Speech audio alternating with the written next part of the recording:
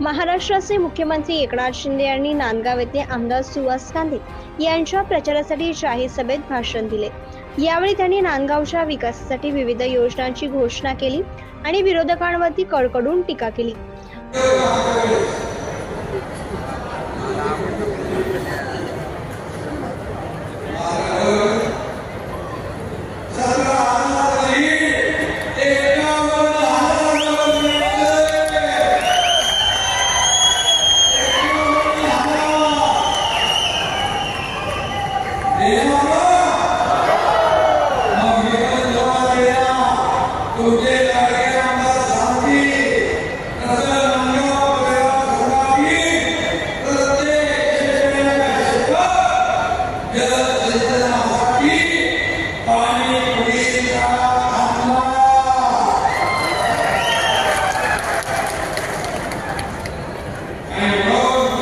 शिंदे यांच्या आगमनाने जनसमुदायात उत्साहाचे वातावरण निर्माण झाले।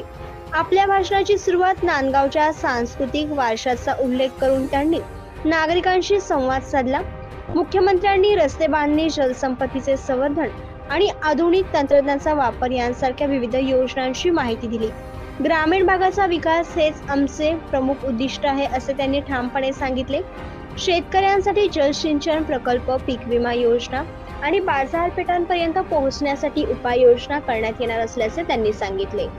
नांदगावसाठी पिण्याच्या पाण्याचा प्रश्न सोडवण्यासाठी नवा प्रकल्प सुरू करण्याचे आश्वासन त्यांनी दिले। तसेच गावोगावी आरोग्य केंद्र उभारण्याचे त्यांनी जाहीर केले।